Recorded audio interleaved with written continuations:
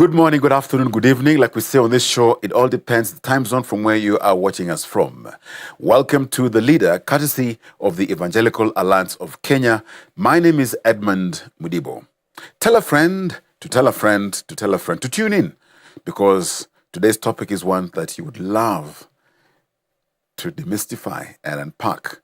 All matters business, ministry. Is there balance? Is it the same? And to help us unpack this today, I'm very glad to have with us John Mwangi, MD, CEO, Daktari Media. And you maliza all those heavy things of Daktari Media Africa. And we'll discuss, unpack balancing business and ministry service. Karibu sana. Asante. Let's start by inquiring, who are you? Thank you, Mudibo, and thank you for having me. I'm also grateful to the CEO's Forum that we are part of, that allowed me also to be here. My name is John Mwangi, as mentioned. I'm a father of 2 boys. I'm a husband. I'm born again. I'm also a leader in business. I co-founded a business by the name Daktari Media Africa. Actually, this year we are 10 years. So, and I also a lay leader in one of the churches in Nairobi. So when I'm talking about this topic, I'm talking from a place of experience. I joined that church and started serving there for the last 8 years. So I'm trying to unpack what that means, being actively in business. Not only just in business, but also leading the business and also being part and parcel of a ministry. How's it like growing up? Looks like from day one, ulizaliwa na biashara in blood.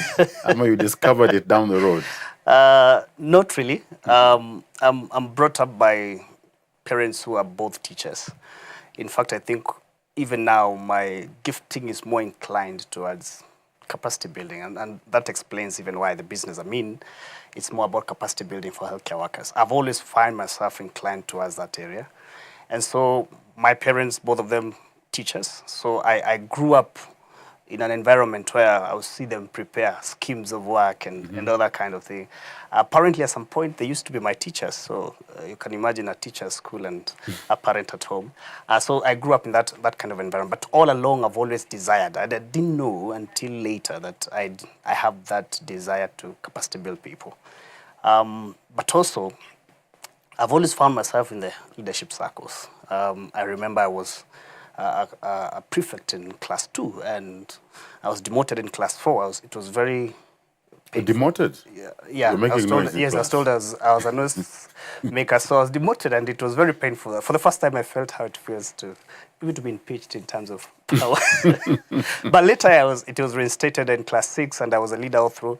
I went to high school. By Form 2, I became a leader again in the CU.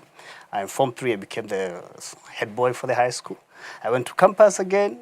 Later, I think that year, I became a leader again. So leadership has always followed me. And then after I finished campus, even when I was working, eventually I started business, and I've been a leader all through. So I've always felt there are people waiting for me to show direction.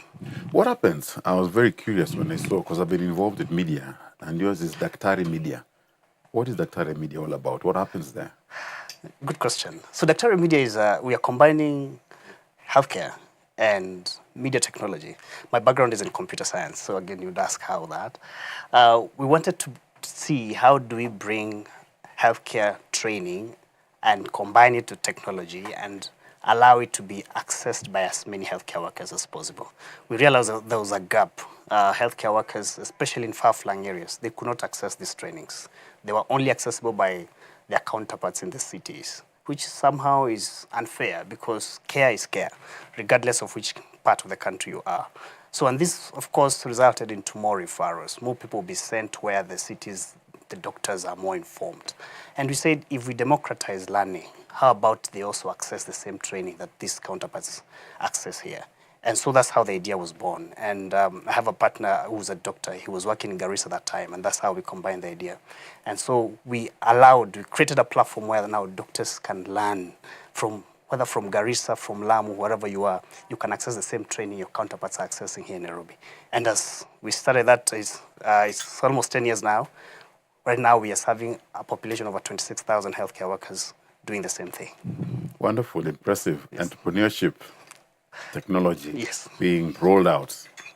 Wonderful. Now, balancing business and ministry. In a sense, it's like unpacking the fundamental question here is that how do we navigate financial stability while staying true to our calling? Now, from where you sit, is there a clear distinction between business and ministry? Good question, because apparently sometimes we try when we're asking that question, we actually ask this the unsaid question, which is one sacred and another one Secular. secular? So is serving in a ministry more sacred than serving the marketplace? And I remember there's a time I was talking to a group of people and we were trying to analyze what is service versus working. Is service more sacred? We use the term service when you are in ministry circles, and we use the term working when you're in the secular spaces. And how about if that was one? So how is a Christian supposed to serve, whether in ministry circles or in the marketplace circles? And for me, I think God at some point was making it clear. At some point I used to wonder, my weekends are occupied with ministry and then my weekdays are occupied with business. So I used to wonder, how am I living two lives? It used to be very tiring. And I remember one time I was driving home on Saturday evening. I was so tired, and I asked God, I mean, must I be doing this? Like weekends, I'm here serving, and then weekdays I go back to secular. And then it began to dawn on me that what you do, regardless of the setup, should be sacred as long as you're Christian. Meaning, the same values that guide you when you're serving the ministry should be the same values that should guide you in the marketplace as well. So for me, I try. It's the setup that will change, but the value should remain the same. So for me, I don't have that distinction. Of course, when you say working, motivation about working mostly is around what do you get out of it. Well, I mean, the money and all that. And then when you ask someone serving church, what is your motivation? Maybe you're not paid. So what is your motivation to serve? Why are you a servant in church? Why can't you go and tell your boss, I also want to serve you and not be paid by money? I mean, those kind of conversation. And God began to show me that it is all the same. Service, whether in marketplace, you are rewarded. You know, getting money is a reward of a solution provided for a problem. But also in service, in ministry, when we serve, we may not have the money that we see being served in the marketplace, but the eternal value, the transformation of lives and hearts is what actually keeps one motivated. And I try to do the same even in the company. In my team, we usually have devotions once a week, and it's something that I've tried to inculcate, that I'm not a servant in church, I'm not a servant in marketplace, I'm a strict businessman. It's all the same, man. I don't have a dichotomous life. God worked. Yes. In the beginning, Genesis. So if God can work, because before man came, God worked, breathed into life and in creation. Yeah. Before he rested. And to the extent then, I just want to disabuse that work is secular per se and distinct away from ministry work. And therein comes, and maybe you could help us here in context, that is in terms of work, ministry, stewardship. Because even where you work, yes. I mean, you've created that platform. Do you own that platform?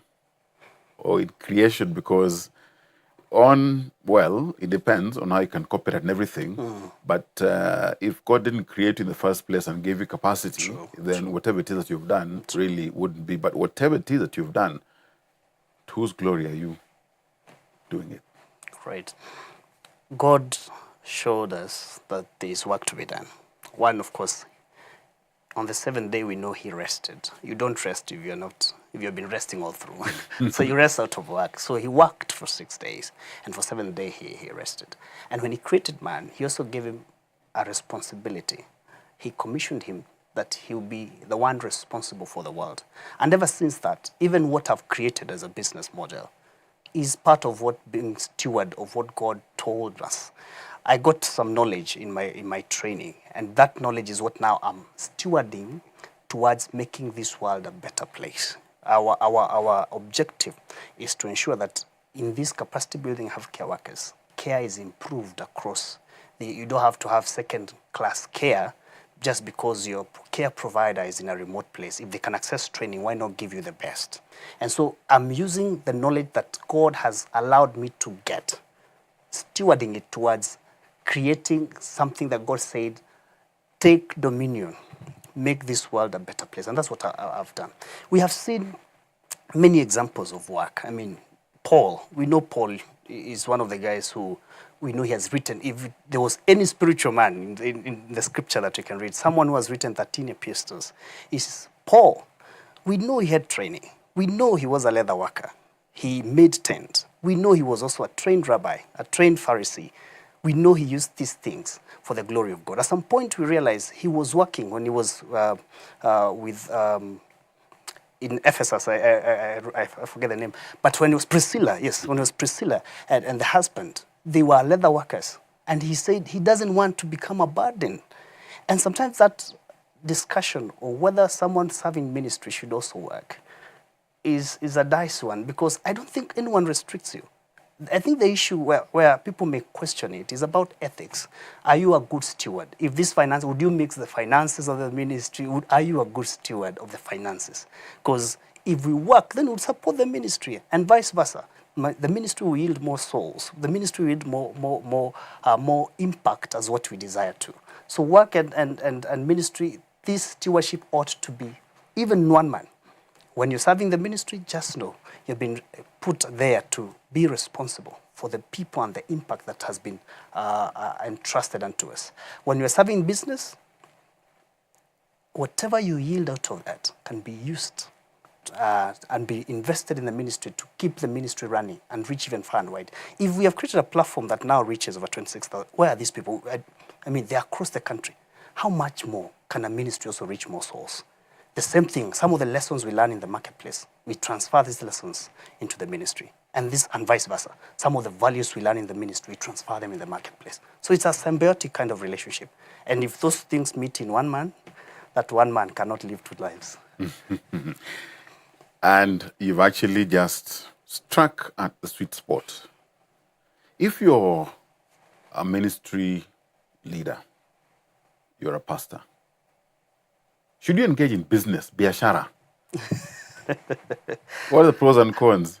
And again, you are not working in a silo in a container somewhere where you are existing alone. And people in the marketplace out there, those are not necessarily Christians, and the world, when they see you, who do they see? Do they see a businessman?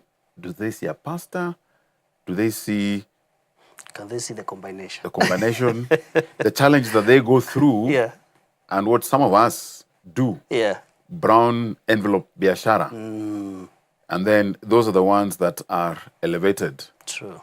And truth be told, those who, and I'm not condemning them, I'm passing no judgment, who have been mischievous in the secular space. Exactly. And then they have a Damascus moment and now become pastors and continue on. Nothing wrong with it. But does that muddy the waters of the lens through which you're seen and your ministry work? Imagine now you're in a ministry and you're serving, whether it's worship, whether it's a pastor. And some people are afraid to go into business because, of course, your judgment level or your pedestal is already high. I mean, your judgment, people start looking at you from that. So pastor does business. So they will start judging, how does he do it? As opposed to a businessman, you're not serving anywhere, so you can do your deals. But for you who is in ministry, you have already raised the bar in terms of ethics, in terms of how people or scrutinize how you do your business.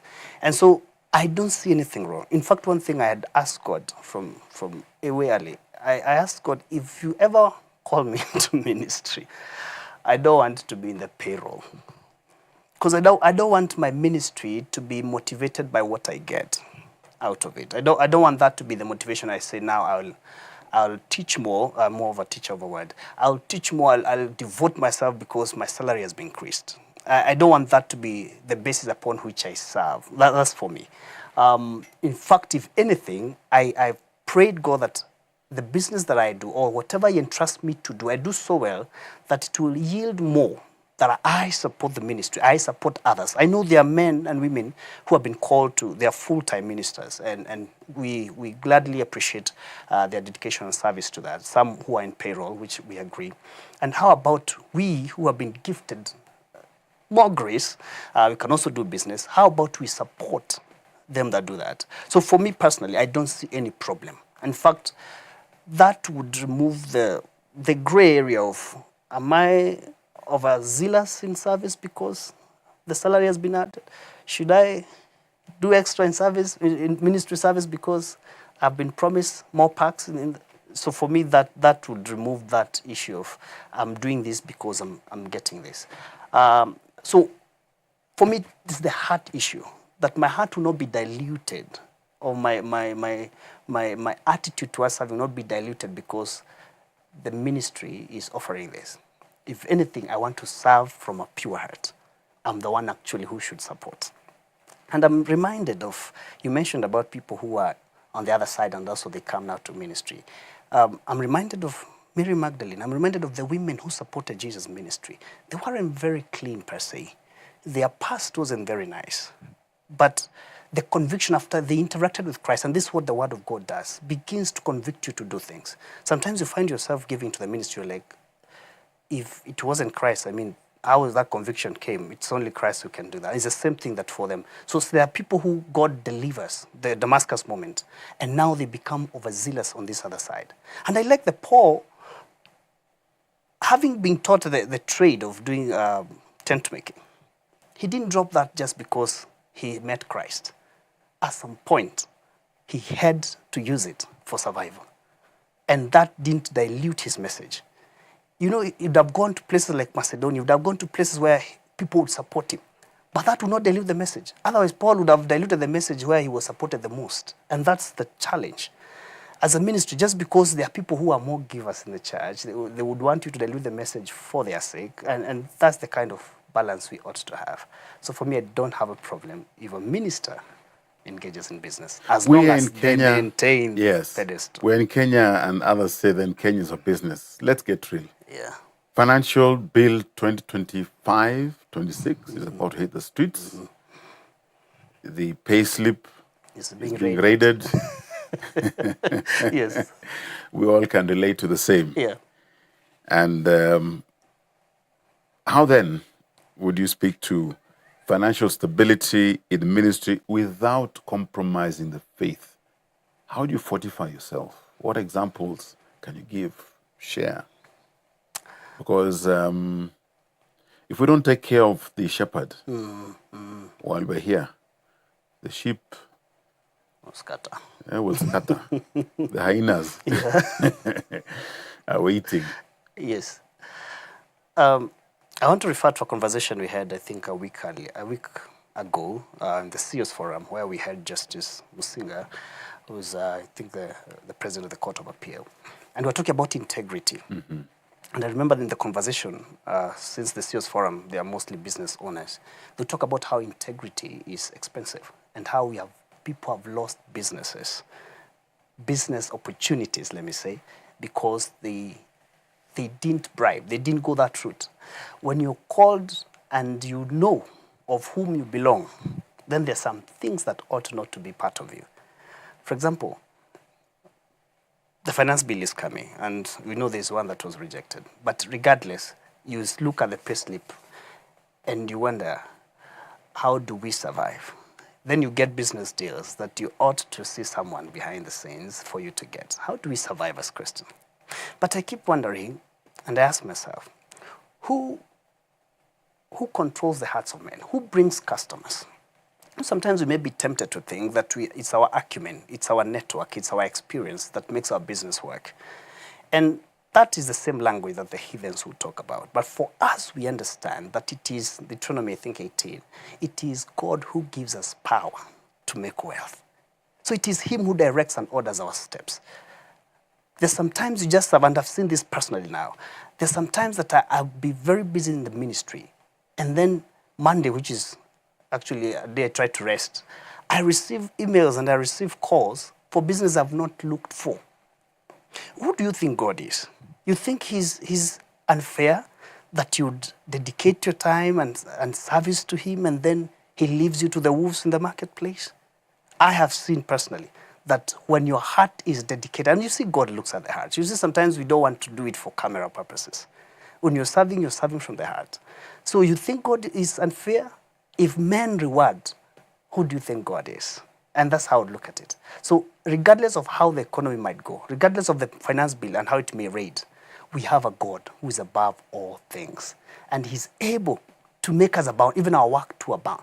He puts this easiness in some customers you never have approached. He places you in places, in circles that you end up getting business that in your own imagination, your marketing team could never have reached. And that's how I've seen God work, and he does. So even if the payslips are raided, we know we have a God who's unchanging. He's called the immutable God. He never changes. If he was there, if Abraham, a man who trusted God fully, did you see how much wealthy he was? Did you see that his staff alone, they were enough to defeat 13 kings? What kind of a wealthy man is that? Yeah. You look at all the other guys that trusted God, you see how much they amassed. It is not that God is unfair. David, after fighting for almost 20 years to get power, after he gets power, see how much wealth he also gets. God is not unfair. He says he's a rewarder of them who diligently seek him. Ethical concerns. Yes. Commercializing ministry. And I hope they don't switch us off because we're Hope TV. And it must be it must be sustainable. It's expensive. It's expensive. Yes. So expensive. Commercializing ministry versus serving God. And here then, of course, ethical concerns come in play. So when you use the word commercializing and then serving, again you come back to sacred versus secular. Is it that we are making ministry now secular? Is money. People give tithes, right? And that's maybe the money that the ministries would survive on. Do you ever know where that money has come from? Do you consider that, or once it lands in the church premises, it's now sacred? Do you know where it has come from? So I don't think there's the issue. It's about stewardship. I'll look at it bottom line, stewardship. Yes. If God has given you the grace to have such a ministry as Hope TV, and it has to be sustainable. Because one of the things most Christians do is we run on faith without action, and we end up closing whatever we were starting. So this has to be sustainable. How do you do it? By God's wisdom. I like how David used to consult God for every little decision, even such decisions. You ask God, now you have given us the vision for such a business idea. As a ministry, how would you want us to proceed? Because again, you don't want to start things on your own.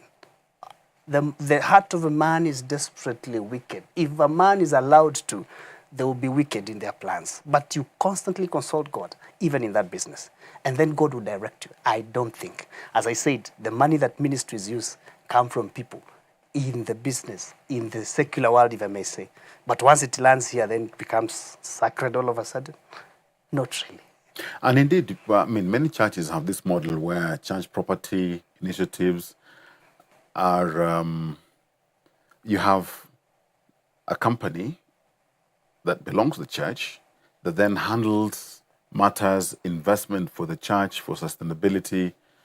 But again, of course, they'll fall under in terms of how they're guided in engagement and who they can trade with, per se, so that then it becomes sustainable for the church. Yeah.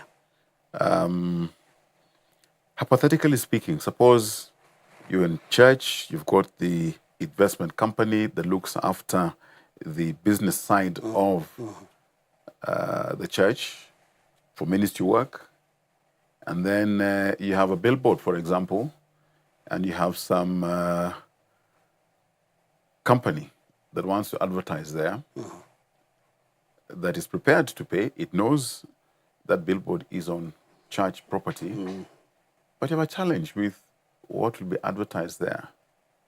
Do you say yes? Do you say no? But you can say yes, so it is there to give opportunity for you to then to engage. After all, Christ said he came not for those who are well, but for those who are not well. My thinking around that is, when apart from the normal businesses, I know we do business plans, all right? But if you're a believer, and here I'm talking about believer, not just a whole ministry. Ministry is run by people, and those people are believers, I guess. So if you're a believer, above the business plan that everyone else has, the other thing that should be a guiding factor, what is your ultimate objective? And what are the values that will guide your business? I think that. So if I was to start a billboard business, for example, what is my ultimate aim? Is it to make money only? Because as a believer, we are called to a higher calling, and that calling is what now should be our ultimate objective. If a ministry begins a business unit, what is the goal? What is the objective behind it? And that would be my bottom line first to check. Because if not, then what makes a difference between you and the other heathens running the similar business? The Bible says in Romans that the world is waiting for the manifestations of the sons. And it means, I was talking to some people this week, I was saying, if you're in a similar business, a number of us, and I'm a Christian, I'm a son of God, the world is waiting, they want to look up to me for guidance and standard and the level of operation. The world is waiting for the manifestation of the sons. How are they waiting? They're like, we have been doing this way. Let's see how the son is doing. And the same thing. So even if we were to start business, is how excellent are we that even the world will see, indeed, this is the son of the kingdom. And again, I said, on top of the business plan that you have, what are the guiding values? Because those are the things that would guide you. For example, as you said, you have a billboard, and there's some customers who have an advert that doesn't rhyme with your values. What do you do? And they're paying better than others. Do you still go that? Again, goes back to, do you believe God can still give you business that aligns with the ethical values that you started with? If we believe, bottom line, that God is not unfair, then we'll pass those kind of opportunities. Because this world, of course, right now, there are a lot of temptations, and it's increasing.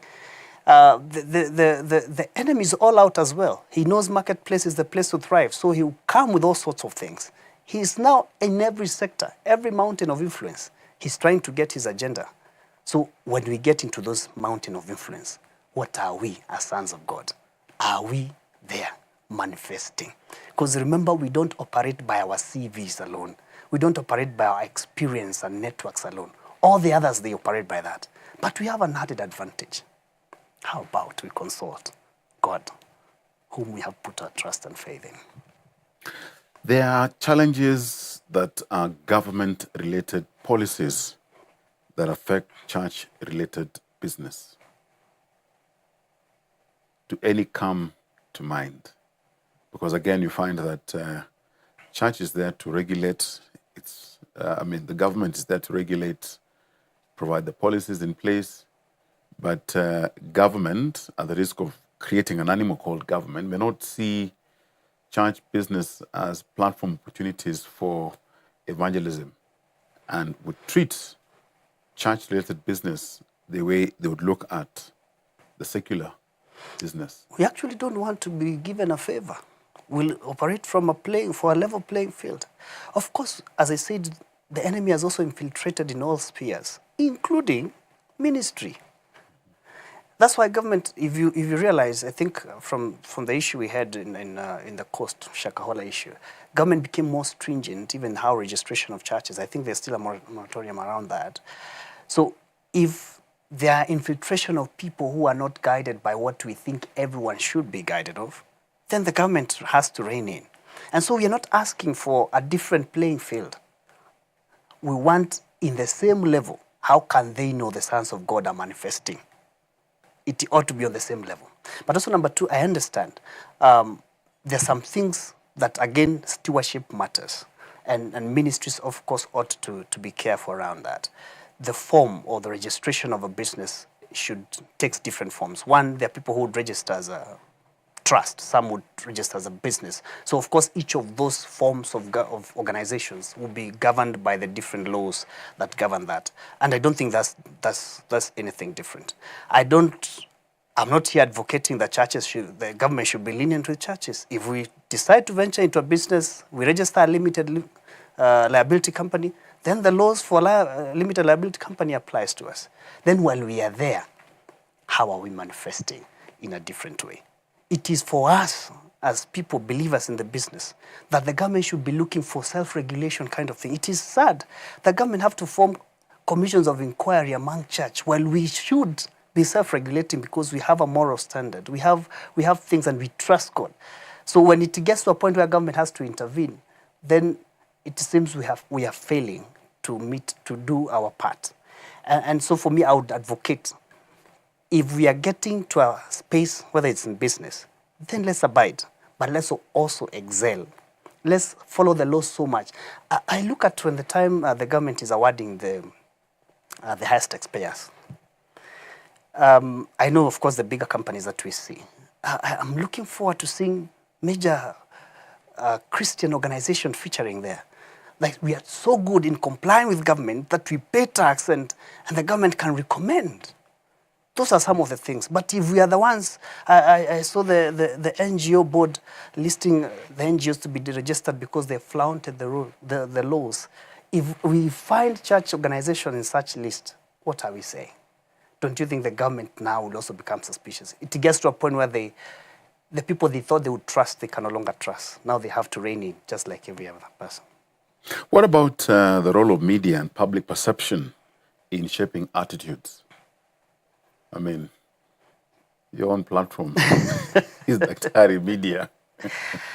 Again, media, just like a mountain of influence, just like any business. What are the motives?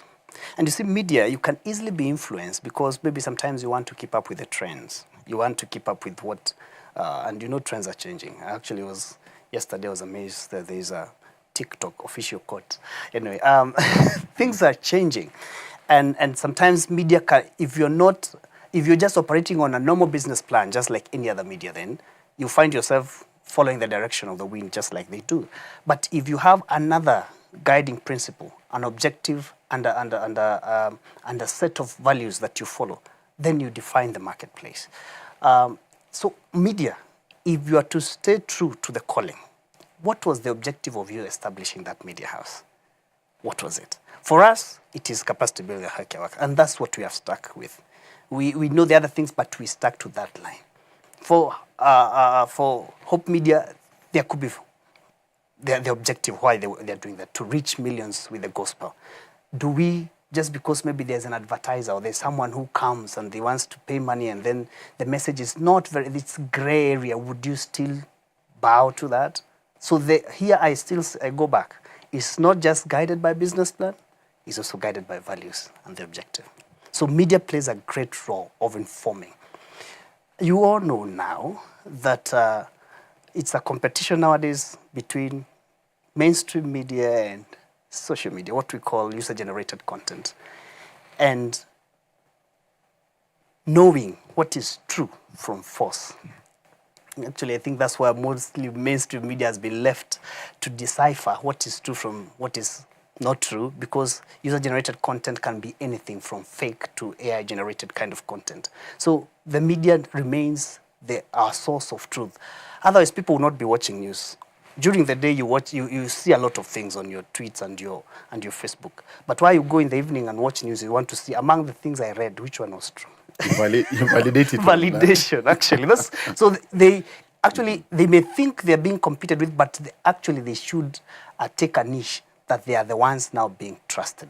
We trust them that they will go get us the evidence. So that's the niche that they are. Even for the gospel media, they ought to, while other medias are doing something, we ought to look for what is the truth. We might hear all the other mainstream media, secular media may be talking about other things. How about our Christian media? Give us the truth. You will know the truth. The truth shall set us free. Best practices and lessons from real-life examples. Ministries and Christian entrepreneurs who are successfully managing both.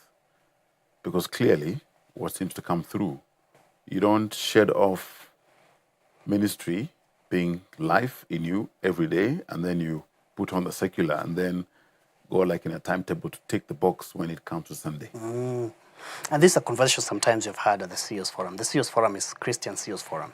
And some of the things we realize, unfortunately, is that sometimes Christians become so spiritual that they even don't want to hone their skills of the marketplace. You end up having a business referral you give to a Christian, and then they do a shoddy job, hoping you'll have grace. I mean, how much grace can you extend? If you have someone secular offering similar service, but in a more quality, more excellent, and then you have a brother here who's a Christian, a brother, and he's not doing well. No. I think for us, it calls us also to, as I said, we need to stand out. So serving the ministry doesn't give you an excuse of not being excellent in the marketplace. If anything, you ought to.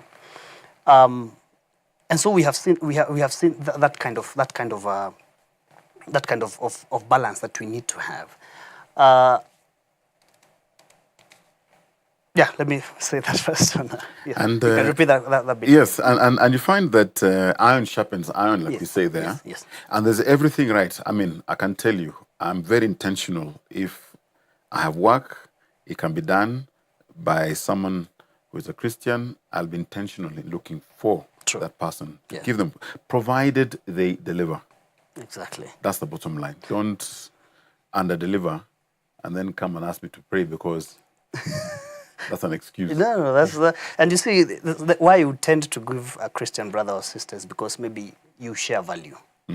But if skill again is not up to par, I'm sorry, my brother and sister, that will still not fly. And we don't use that as an excuse, because the world will look at us and say, look at them.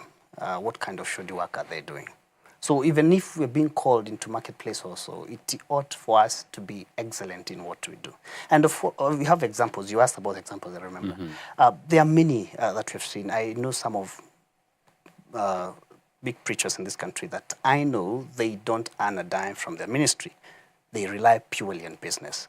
I know some CEOs in the CEO Forum, some men and women who are diligent in their service in the ministry, but also very diligent. And I think some of them, you host them, they're very diligent in their business. And you can see, even when you're looking at their space, they're among the leading. And that really encourages. I'm young, but not very young, but we look up to such people because I've always admired, can I excel both on this side and this side? And you wonder, is there a God of this side and a God of this side? I thought he's one God. If I can excel, then he ought to excel all round. The place where many of us find that the area is gray and the hands are soiled is about financial accountability and transparency. At the end of the day, transparency, accountability, financial. Abigail, and this is not just for us. I mean, Judas. Judas, I think there was lack of structures in accountability around that area, and it goes back to structures, and it's one of the things that we emphasize: policy and structures. And people may think that these are just big words. What about policy? What about? But you realize how much they give clarity. And in our organization, every time we find a gray area, it's an opportune moment to develop a policy around it so that all of us are on the same page. And that actually really guides in that space. Because money, as I say, it's when you get money, you start feeling some warmth. And and if you don't guide that, is a good servant, but a bad master, if I may use that word. Because if you let money lead you, then it will lead you to places you never thought you would have gone. But if you are the one in charge of it, then you direct it to the places you ought it to have. And this mostly will be guided by structures. As I said, Judas, they didn't have an anti-corruption policy probably. That's why Judas went and was given some 30 shekels. And out of 30 shekels, he betrayed a whole company of disciples and Jesus just for that. You can see compromise. He was entrusted. This was a guy who worked with Jesus for over 3 years. And what happens? When money factor came in, he forgot all the things that he had been taught, all the things that Jesus had emulated. Money took a center stage on that. And that is not, he's not the worst that we have. Money to any man can become a bad master. Indeed, accountability. Christians, we must pay tax. Yes. But how do we hold those who we pay tax to accountable? And when they misuse and we've got leakage on a daily basis, when do we withhold? Is it right? Is it correct? I think Jesus addressed that issue. He was I'm asked. talking about Zacchaeus. Well, come down, we pay tax like kidney. You must also account for what we give you. Exactly. Don't go and waste it. So I think there's the part, I don't, for me, I wouldn't first think of stopping. Jesus said, give Caesar to what belongs to him, and he paid the temple tax for that matter.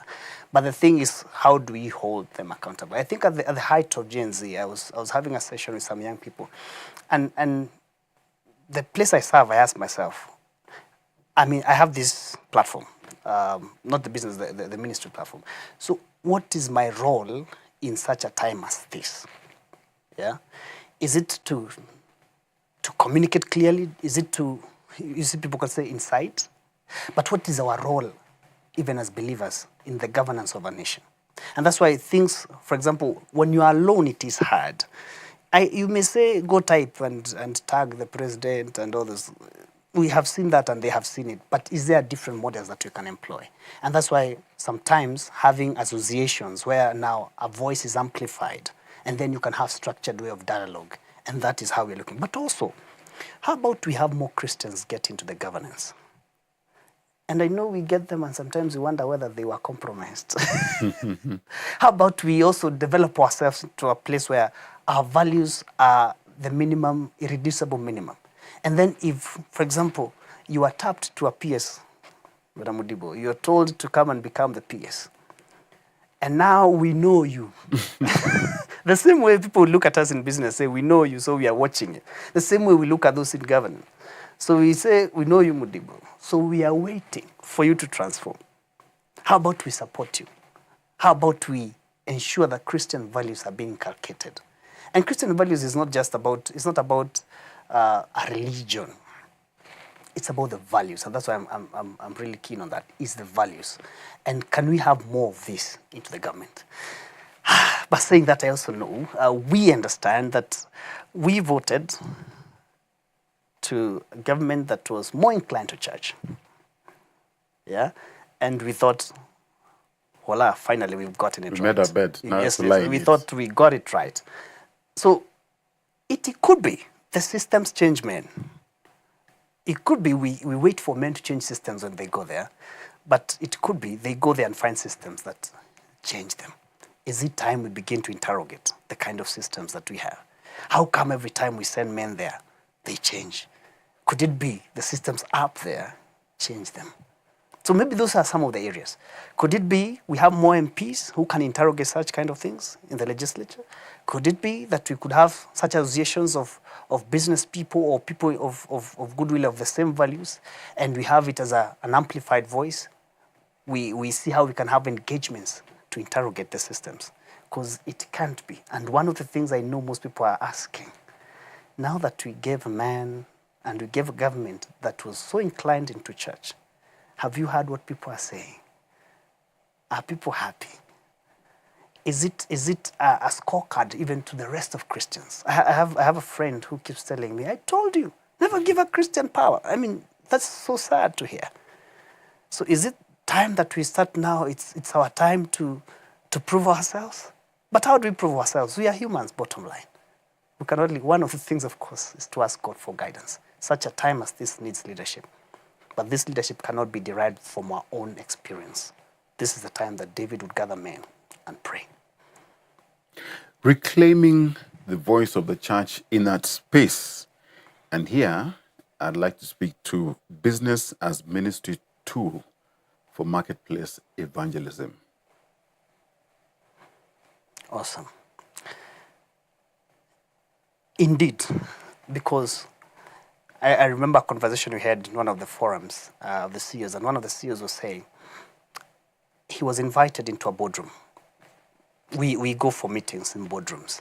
And those boardrooms, rarely would you see an evangelist there. And sometimes you're the only evangelist in the room, or you're the only Christian in that room. What do we do with those opportunities? And these are some of the things that we cannot confine church into the four walls. It cannot be. It cannot be the influence of our ministry stays within the four walls. And that's why we would encourage even as many as possible to go out there, because that's where ministry happens. And so a business is an opportunity. When you see people going to China, when they're sitting in that airplane, it's an opportunity. When they're in the airport, it's an opportunity. When they're in China, it's an opportunity. When you sit in these boardrooms, it's an opportunity. This is an opportunity that church, if a pastor or a reverend would come with their collar, they will not access. But you go with your business, carrying your iPad, and you're there for a meeting, you could influence some things. Sometimes we sit with government, courtesy of the business you are in, not courtesy of the church or the ministry you serve. So yes, business can be a catalyst of ministry. And so much so that you see, even when Paul was traveling, some of the things that would make his inroads into those towns was because he went there he would use his business craft. And then out of that, he would get opportunities to speak. And we see this in Ephesus when he did that. When they were doing the tent making, for 2 years, he got an opportunity to teach. He would do his work, and then he would have some time to teach. The same thing could happen. Business can be a catalyst of ministry. And indeed, Scripture there tells us that when we work as unto the Lord, not for man. Exactly. Example of excellence and what we aspire to. Exactly. So then, practical solutions and the way forward. How can Christian leaders then set boundaries? There are some red lines that you can't cross. Then we know when you're dealing with so and so. This is a red line. The red line. Apple. Where's the Peter? I think what I would say, number one, all Christian business people, on top, just like the Bible says, on top of this, do this. So on top of your business plan, add your value list. Mm-hmm. On top of the value list, add your objective that is aligned to God's agenda. That would help you guide. Out of that, you now make structures that would guide how the business is run. Remember, we are not, when we have a company, it's not me running alone. I have staff and colleagues that we work with. So how do I also inculcate that even when I'm not there, they will not be the weak point in that business. They'll be the one compromised. How about if we do that? So it starts with us. We model it, then they pick it up, and then our staff could be our first place of influence. Our first place of influence. Let them see you model it. Then they'll pick it. Someday you'll not be there. They'll be the ones running the show. Have they picked enough of influence that they can run with that same mentality? That business can be run on this objective and stay to that lane. So that's how I look at it. Let's model what the values that we carry. It's not just about saying it on weekends, over the church, over the ministry, when you're in pulpits. It's living it out in the marketplace as well. Indeed. Do they see integrity? Do they see humility? Mm-hmm. Do they see Christ in you? True. How do you treat others who are less fortunate than you? How do you treat others who are of different gender? Mm. And do they see you giving back to community? Yeah. Do you demonstrate empathy? True. All these come in at the individual, at the corporate level, and even the business place is not necessarily the biashara. The marketplace really be in your own family, at home, True. where you're at. Mm-hmm. And we're all gifted differently. True. So how do we relate even with our own siblings so that then none of us is called that black sheep? True. Goodness, I wonder why they didn't say white sheep. Even the devil is always black. There's only one white lamb, Christ himself. Uh-huh. Yes, and of course, when you come to family, of course, that's a whole new area. Because, for example, your spouse knows you better than... So if you try to kujipaka makeup, which you are not, they'll clearly call it. So allow also for people to correct you. Allow space for people also to guide you. And also let's get mentors. Let's look at best practice. People are practicing the best things, and the values and keeping the values and try to emulate. Let's also work, and especially for young people also who are in business and are Christians. I know sometimes you wonder, how do I do this? You think, since you see people become millionaires overnight, and you think, I venture in business because it seems it's the place to do. But who are you looking up to? And have people ever told you the stories of how those millions eventually sometimes eat them up? Yeah, you have millions for a period of 10 years, then the rest of the years you spend those millions, all of them, just trying to battle something. can we just leave a legacy? Some of these millions don't even get to our children. Can we do enterprise building, even for legacy purposes, that can go beyond us?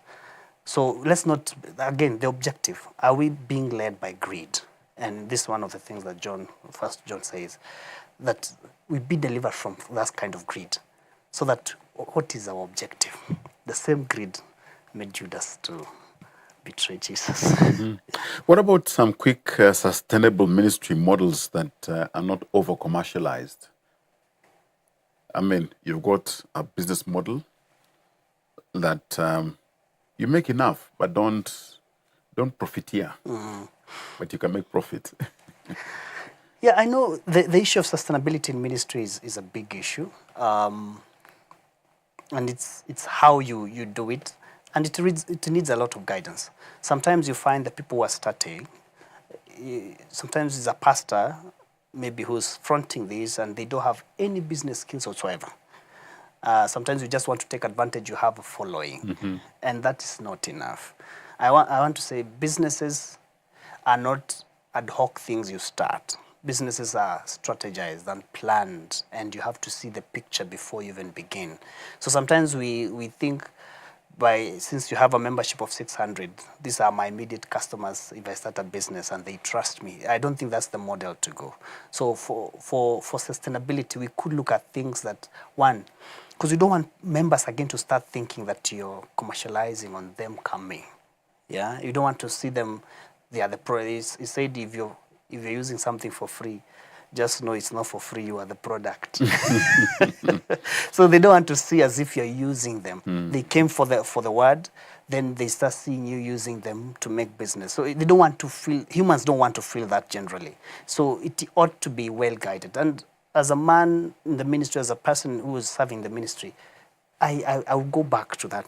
Consult God. God gives clarity. If He gave clarity to the detail of how the ark would be made, of how the temple would be made, to the very detail, what do you think He can give us clarity, even how to run a business?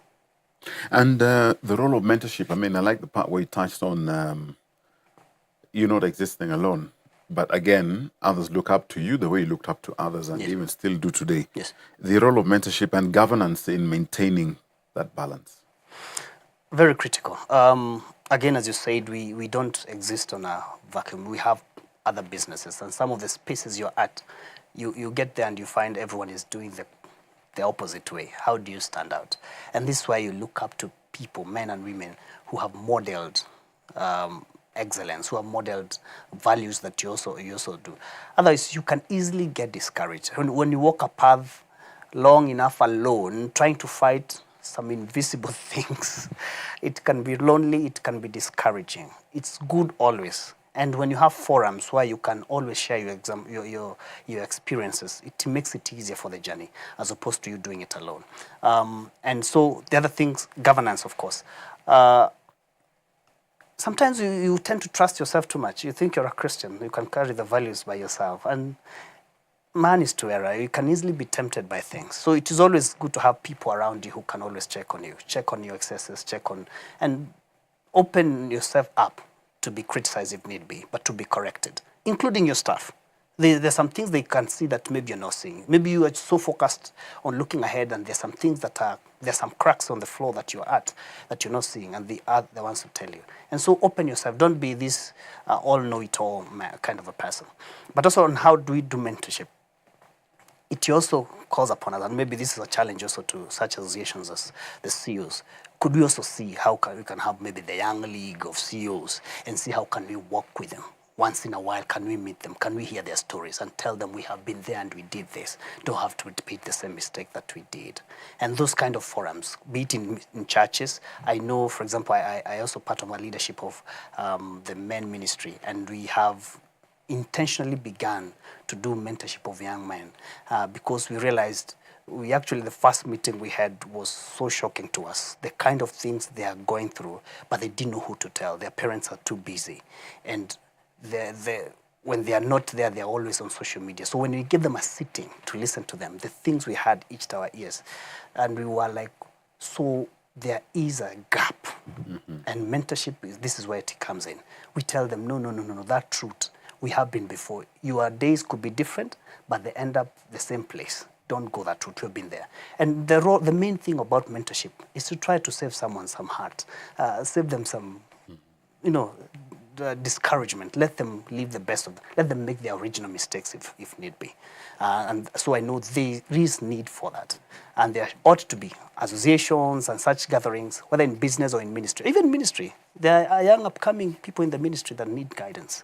Again, they can also go haywire in any time. And so also mentorship in that space also is very key. And encouragement for Christian leaders and entrepreneurs, let them not be shy. We are on a higher pedestal than other businessmen. Our critics look at us more intently than others. When Monday to Friday you're there doing your business, you're meeting the people, and then they see you on Sunday with a microphone, and then they remember what you did with them over the week, then you know it is a call to us. It is a call to us. We raise the bar. And that's what the Bible actually calls. The sons of men must manifest. And that's what we are. When you began this journey when you were Christian, you set yourself up. Paint a picture for the Christian entrepreneur in the next 3 to 5 years in Kenya. What do you see? What do you hope? And how will you be part of what you desire to be? One, I think with the current government issues, the church is being mocked, and so are Christian business people. And I'm saying that from experience. I know there are times I've told some of the guys, I'm not available, I've gone to pray, and they're like, oh, Christians. So it has come with that connotation. And so we ought to really prove ourselves. And this, I don't call us to try to do things extra by ourselves. We ask God for help. It's a time for Christians to prove themselves, especially also in the marketplace. Number two, it is time for our voices to be amplified. If there are some values that we advocate for, it's time to amplify that voice.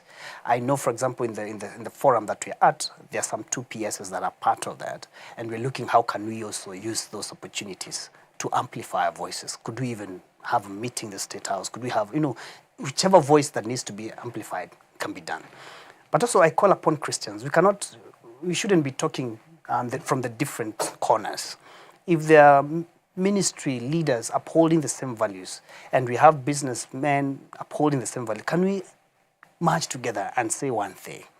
Yeah, we don't have to be small groups. If we can just merge and make a voice that is amplified, this will be much better.